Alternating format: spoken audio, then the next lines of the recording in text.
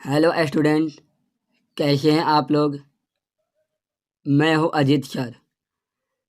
आज मैं आप लोगों को सदगुरु आईटीआई यानी सेकेंड ईयर के वर्कशॉप कैलकुलेशन पढ़ाने वाला हूं, जिस चैप्टर का नाम है फ्रिक्शन। पिछले लेक्चर में हम लोग फ्रिक्शन पढ़े थे। यानी फ्रिक्शन क्या है। फ्रिक्शन एक अपोजिट फोर्स है, यानी विपरीत बल है। फ्रिक्शन दो बॉडी के संपर्क में आने से लगता है। ये हम पढ़े थे फ्रिक्शन के टाइप यानी प्रकार। तो स्थैतिक घर्षण, ठीक है ना। स्थैतिक घर्षण, जब किसी भी बॉडी पे हम अप्लाइड फोर्स लगाते हैं तो वो बॉडी विस्थापित नहीं होती है, यानी विरामावस्था में रहती है, तो उसे हम क्या कहते हैं, तो स्थैतिक घर्षण कहते हैं, ठीक है ना।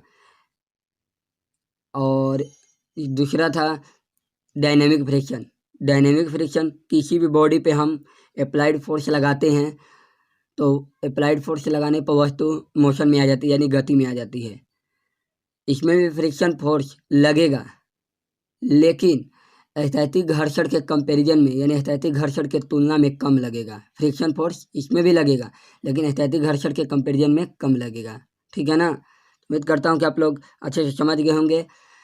तो चलिए हम आगे बढ़ते हैं। सीमांत घर्षण यानी लिमिटिंग फ्रिक्शन। लिमिटिंग फ्रिक्शन भी एक स्थैतिक घर्षण का ही टाइप है। लिमिटिंग फ्रिक्शन स्थैतिक घर्षण का ही टाइप है। आइए समझते हैं स्थैतिक घर्षण और लिमिटिंग फ्रिक्शन में डिफरेंस क्या है। तो इसमें जो डेफिनेशन दिया हुआ है आप लोग स्क्रीनशॉट ले लेना। हम बताते हैं कि लिमिटिंग फ्रिक्शन क्या है। लिमिटिंग फ्रिक्शन स्थैतिक घर्षण के मैक्सिमम वैल्यू, यानी स्थैतिक घर्षण के अधिकतम मान को क्या कहते हैं, तो अधिकतम मान को हम कहते हैं लिमिटिंग फ्रिक्शन। अब अधिकतम मान मीन्स अगर किसी भी बॉडी पे हम फोर्स लगा रहे हैं, किसी पे बॉडी पे हम फोर्स लगा रहे हैं, अगर फोर्स लगाने पर इसमें भी वस्तु विस्थापित नहीं होगी। जैसे हम किसी भी बॉडी पे हम 1 न्यूटन का फोर्स लगा रहे हैं, वस्तु विस्थापित नहीं हो रही है। फिर 2 न्यूटन का फोर्स लगा रहे हैं, फिर भी वस्तु विस्थापित नहीं हो रही है। एक ऐसा कंडीशन आएगा, एक ऐसा स्थिति आएगा कि उस समय वस्तु विस्थापित होने वाली रहेगा, लेकिन वस्तु विस्थापित नहीं होगा, ठीक है ना। मतलब स्थैतिक घर्षण के मैक्सिमम वैल्यू को, स्थैतिक घर्षण के अधिकतम मान को ही हम क्या कहते हैं, सीमांत घर्षण कहते हैं। सीमांत घर्षण को F से डिनोट किया जाता है, जो अप्लाइड फोर्स के इक्वल होता है, ठीक है ना। अप्लाइड फोर्स जितना हम बल लगाते हैं उसके बराबर हो जाता है। आइए लॉ ऑफ लिमिटिंग फ्रिक्शन समझते हैं। यह बल वस्तु की गति की दिशा के विपरीत कार्य करता है, ठीक है ना। यह वस्तु मैंने जिस दिशा में बल लगाते हैं उसके ठीक विपरीत दिशा में कार्य करता है। आइए दूसरा नियम इसका समझते हैं। F डायरेक्टली प्रोपोर्शनल N, जिसे हम हिंदी में कहते हैं F समानुपाती N, ठीक है ना। जिसे हम अगर N को बोलते हैं नॉर्मल रिएक्शन, तो F समानुपाती R, कभी कभी हम N भी लिखते हैं, कभी कभी R भी लिखते हैं, ठीक है ना। तो आइए देखिए, अगर समानुपाती का चिन्ह हटाते हैं तो इक्वल टू लग जाता है और साथ में कांस्टेंट भी आ जाता है, जिसे हम म्यू कहते हैं, और ये आर आ जाएगा, ठीक है ना। तो F is equal to mu R, ठीक है ना। आइए देखिए तीसरा, यह आकार और क्षेत्रफल से मुक्त रहता है। कहने का मतलब है कि यह फ्रिक्शन जो है यह आकार पे निर्भर नहीं रहेगा और क्षेत्रफल पे भी नहीं, कि क्षेत्रफल कैसा है, आकार कितना है, उस पर निर्भर नहीं रहता, यह मुक्त रहता है।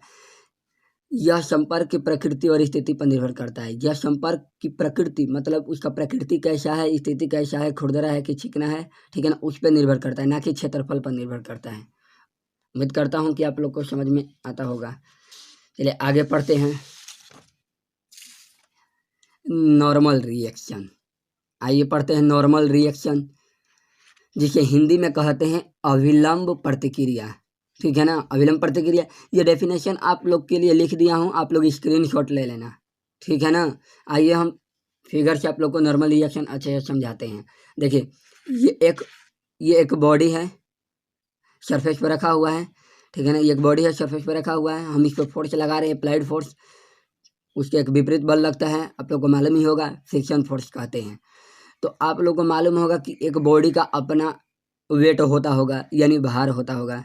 तो इसका भार मान लीजिए 10 न्यूटन है। देखिए नीचे की तरफ भार लग रहा है ना, नीचे की तरफ भार लग रहा है, जिसे W बराबर mg कहते हैं। फॉर्मूला होता है W बराबर mg।